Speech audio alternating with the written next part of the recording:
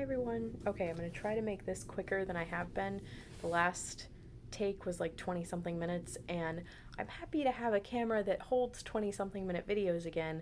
However, YouTube, for some reason, will not upload a video that long, so at least for me, I need to try to fix it. But anyway, gonna try to make this faster. Uh, I am not like officially back yet. I know I've made one video a couple days ago, and I want to make this one, but I probably won't be officially back for like another week or so.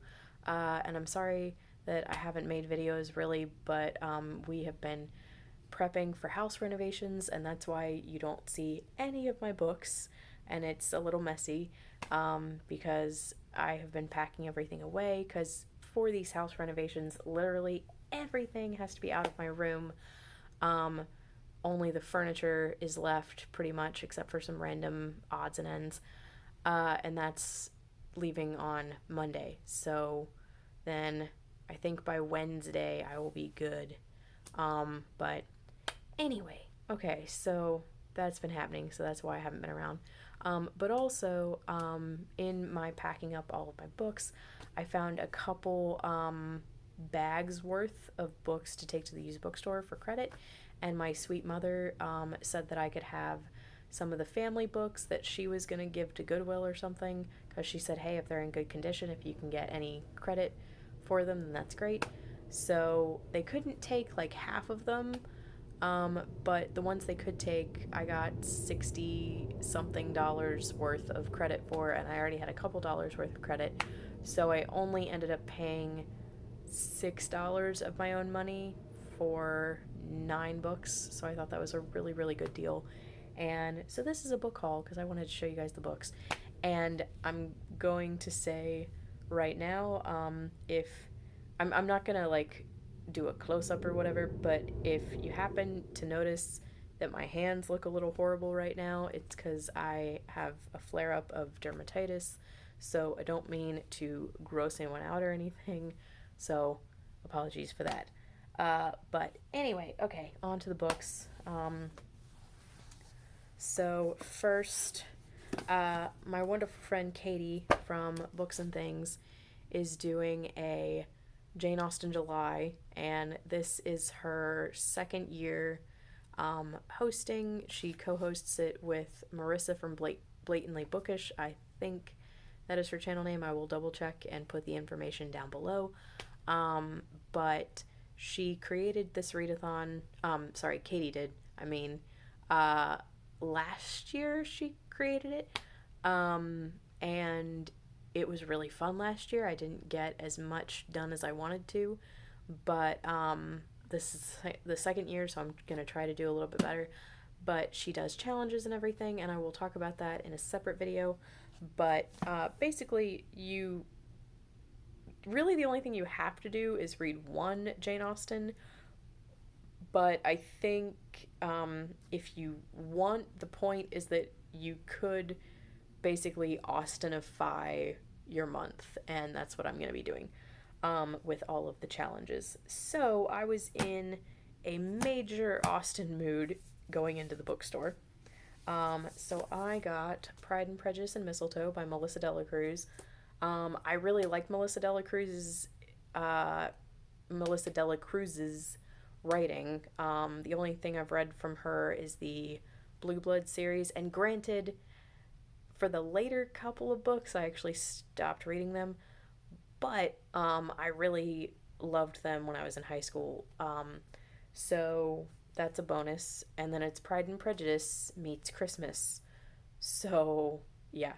And the thing is, I heard about this when it came out, and I wanted to get it, but I don't know. I think I was just being lazy. And also, when this came out, the hardcover is pretty pricey. It's $19 for this itty bitty thing. So I didn't get it on principle a little bit. But then they made a Hallmark movie last Christmas. But see, I'm a little confused now because I was told that that movie was based on this book. But then if I'm thinking of the same movie, they either rewrote the whole thing,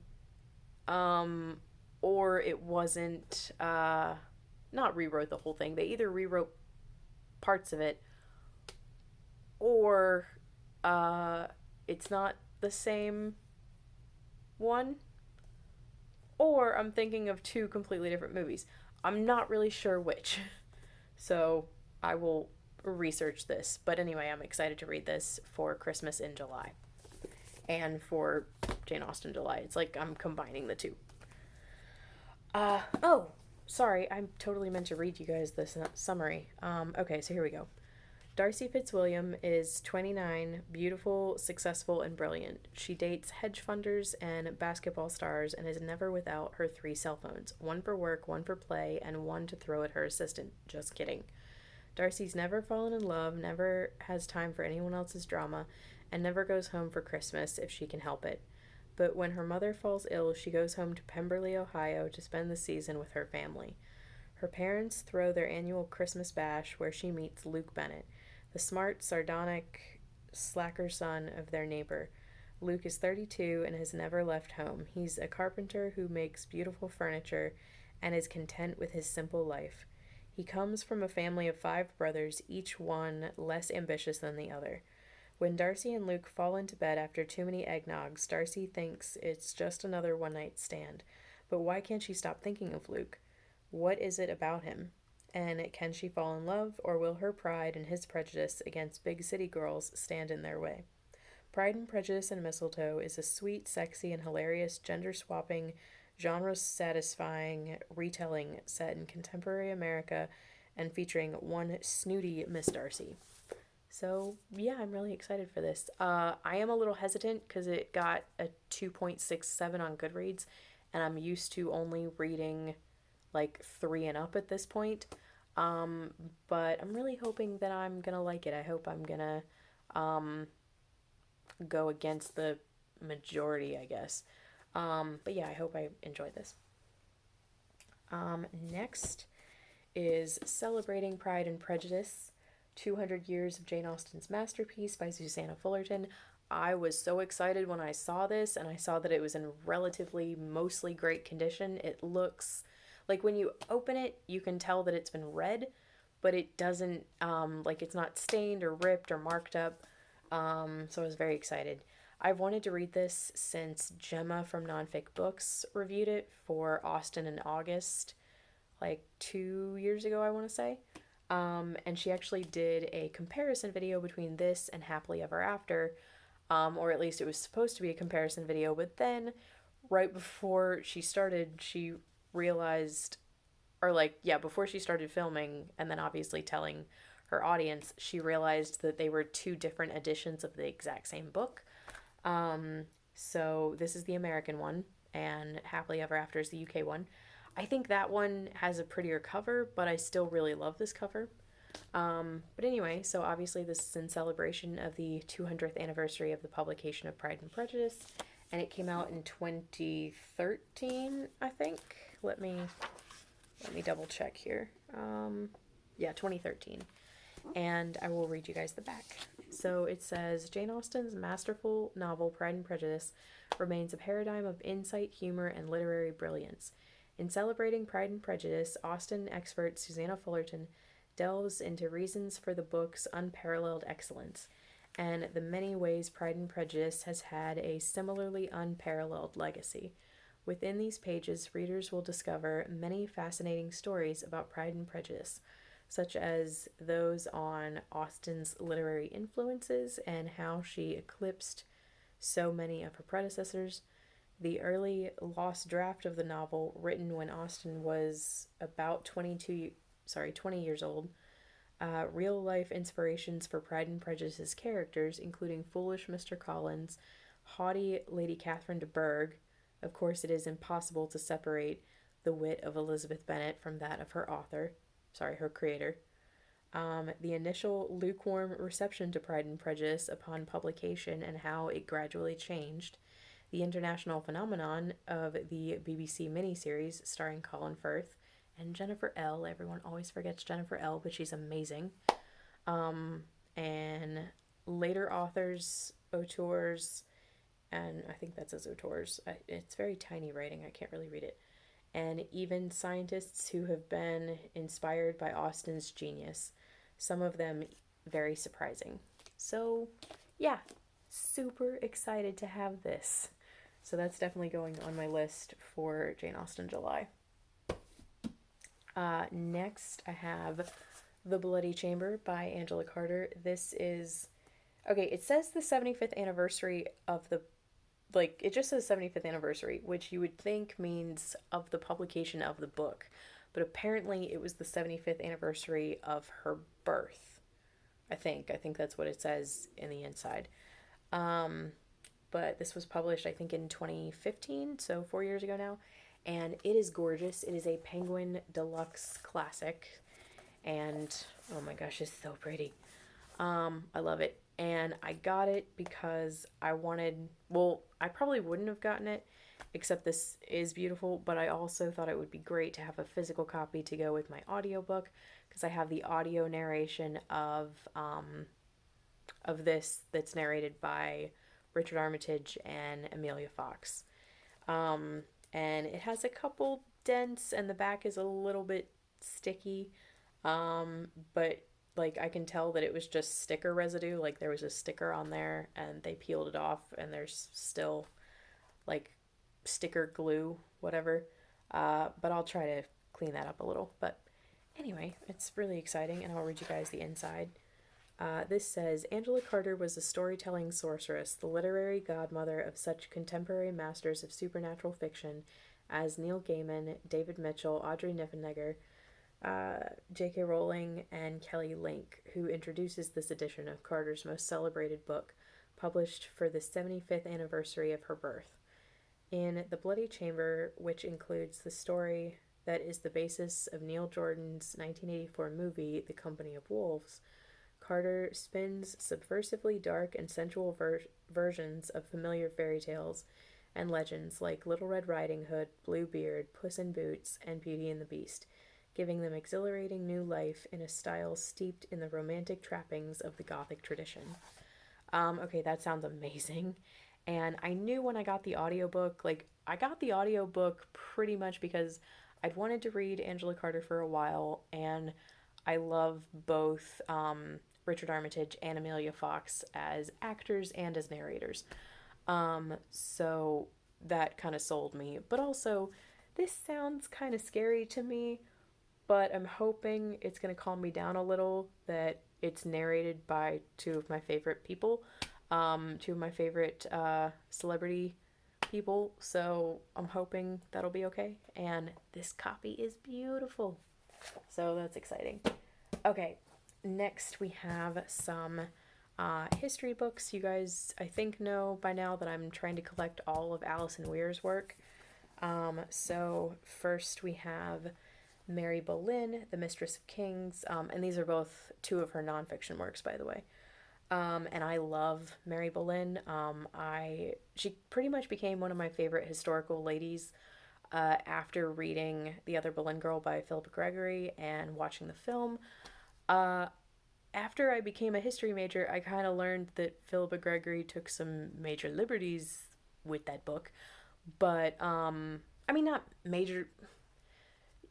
She basically took some speculations and presented them as, like, she fully believes that they really happened. So, but it kind of gets confusing because for people who read historical fiction, it's like, wait, is this part fact or is it fiction? So, yeah. But anyway, I ended up loving Mary Boleyn because of that book. And so I'm so happy that Alison Weir has a whole book on her, and I will read you guys the back of this. It says, New York Times bestselling author and noted British historian Alison Weir gives us the first full-scale biography of Mary Boleyn, sister to Queen Anne, as well as mistress to Anne's husband, Henry VIII. Making use of extensive original research, Weir shares revelations on the ambitious Boleyn family and the likely nature of the relationship between the Boleyn sisters. Weir also explores Mary's notoriety at the French court and investigates the origins and probable course of her affair with Henry VIII. With new and compelling evidence, Weir presents the most conclusive answer to date on the paternity of Mary's children, long speculated to have been Henry VIII's progeny. Mary Boleyn pieces together a life steeped in mystery and misfortune, debunking centuries-old myths about Mary's reputation as the great and infamous whore, to give us the truth about one of the most misunderstood figures of the Tudor age. Okay, that is going to be amazing, and I'm so, so excited. And next we have Henry VIII by Alison Weir, but I believe they left out part of the title. I think the full title is Henry VIII, His Life and Court, and I now have all three of the books about Henry and kind of surrounding his reign. The other two, I think these are the only three, but the other two are The Six Wives of Henry VIII, about his wives as women, like as historical figures, and then about the marriages themselves, and then The Children of Henry VIII, about his children. So I'll read you guys the back of this one. It says, Henry VIII, renowned for his command of power and celebrated for his intellect, presided over one of the most magnificent and dangerous courts in Renaissance Europe. Never before has a detailed personal biography of this charismatic monarch been so against the cultural, social, and political background of his glittering court. Now Alison Weir, author of the finest royal chronicles of our time, brings to vibrant life not only the turbulent, complex figure of the king, but also the world he dominated. Packed with colorful description, meticulous in historical detail, rich in pageantry, intrigue, passion, and luxury, this account brilliantly renders King Henry VIII, his court, and the fascinating men and women who vied for its pleasures and rewards. The result is an absolutely spellbinding read. So, yeah, I'm very excited for that as well. Next, we have The Fall of Arthur by J.R.R. Tolkien. The film definitely tells you that it's Tolkien, and apparently this is accurate. Like, I've said it different ways for years. So, anyway, I'm glad to finally have a definitive answer. I'll read you guys back. This says, The Fall of Arthur recounts in verse the last campaign of King Arthur, who, even as he stands at the threshold of Mirkwood, is summoned back to Britain by news of the treachery of Mordred. Already weakened in spirit by Guinevere's infidelity with the now exiled Lancelot, Arthur must rouse his knights to battle one last time against Mordred's rebels and foreign mercenaries. Powerful, passionate, and filled with vivid imagery, this unfinished poem reveals Tolkien's gift for storytelling at its brilliant best. Christopher Tolkien, editor, contributes 3 illuminating essays that explore the literary world of King Arthur, reveal the deeper meaning of the verses, and the painstaking work his father applied to bring the poem to a finished form, and investigate the intriguing links between The Fall of Arthur and Tolkien's Middle-earth. So yeah, super excited for this, and I will probably read it after I've read much more Middle-earth stuff, since I owned those books first, and they're just my priority, but I'm still really excited for this one. And then I have Charles Dickens' Martin Chuzzlewit. I was really excited to find a copy of this in fairly good condition. Like, the spine is pretty much, it's like not broken or anything, and I don't think there are any stains or anything like that. But I decided to get this kind of on a whim.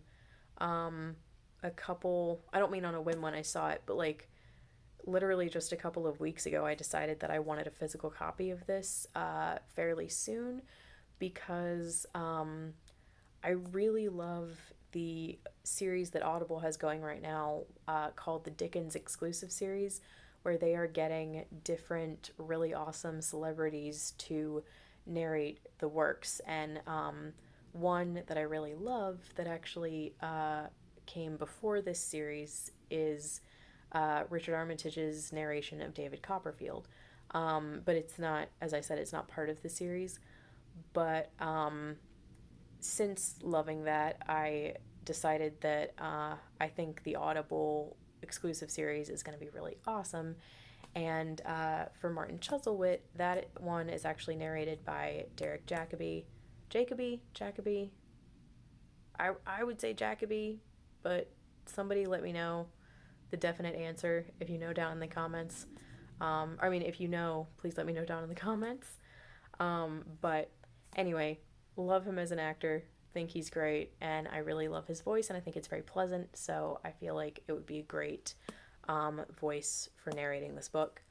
So that's when I decided to get a physical copy of this, and also there's an 80s TV show that is on Amazon Prime currently, so I'm really excited to read and listen to this and then watch the show, and I'm hoping that I love them. Oh, sorry, I meant to read you guys the back. Okay, how am I doing on time? Ooh, okay, hopefully this will upload because this is really long. Anyway, this says, while writing The Life and Adventures of Martin Chuzzlewit, his sixth novel, Dickens declared it immeasurably the best of my stories. He was already famous as the author of The Pickwick Papers and Oliver Twist. Set partly in America which Dickens had visited in 1842, the novel includes a searing satire on the United States and is the story of two Chuzzlewits, Martin and Jonas, who have inherited the characteristic Chuzzlewit selfishness. It contrasts their diverse fates of moral redemption and worldly success for one with increasingly desperate crime for the other. Interesting. Sorry, it seemed worded weirdly. This powerful black comedy involves hypocrisy, greed, and blackmail, as well as one of the most famous of Dickens's grotesques, Mrs. Gamp. So yeah, that sounds really great, and I'm super excited. And then last we have some Shakespeare.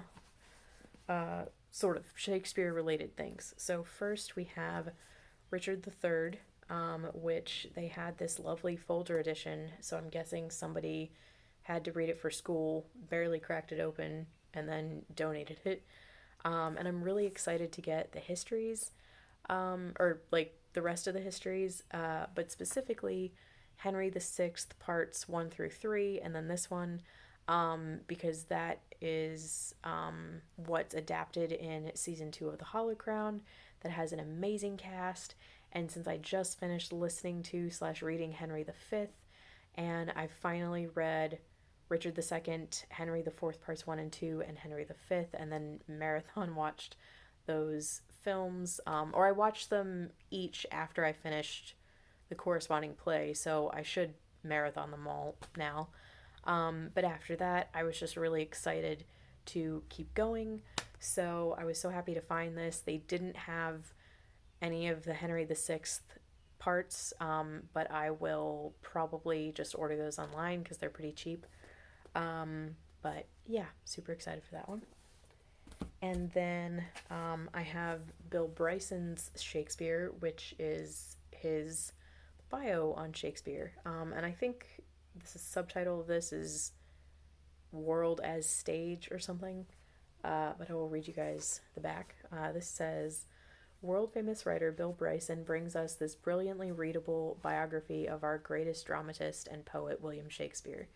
Examining centuries of myths, half-truths, and downright lies, Bill Bryson tries to make sense of the man behind the masterpieces. In a journey through the streets of Shakespeare's time, he brings to life the hubbub of Elizabethan England and a host of characters along the way. Bryson celebrates the glory of Shakespeare's language. His ceaseless inventiveness gave us hundreds of now indispensable phrases, images, and words, and delights in details of his fallouts and folios, poetry, and plays. Stitching together information from a vast array of sources, He has created a unique celebration of one of the most significant and least understood figures in history, not to mention a classic piece of Bryson. So I think this will actually be my first Bill Bryson. I also have Notes from a Small Island, which I'm really excited to read, but given my current mood, I think I want to do this one first. And I also found the audiobook narrated by the wonderful Simon Vance on Scribd, so that's exciting. And then last but not least, this actually didn't come from the used bookstore. This was a hand-me-down from my mom because she was going to get rid of it. This is Shakespeare's Soliloquies, and it's all of the famous soliloquies in his plays printed with beautiful art. I really like it. It's kind of I think it's like cutout etchings, but I don't know, I would almost call them like silhouette drawings. They're really, really beautiful. And this was my great grandmother's. So yeah, I was super excited to have this because I've never seen a book that had all the soliloquies in one collection. So that's really cool. And I'm kind of like, I'm confused how I never knew that my mom had this, but maybe I did and I just wasn't paying attention. But yeah, I'm really excited to flip through this at some point.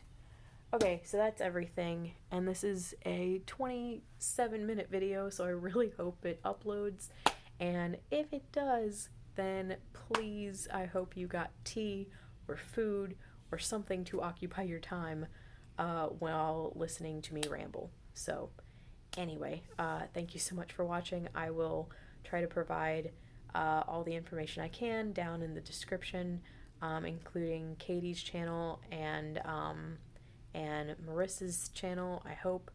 And thank you so much for watching, and I will talk to you guys later. Bye.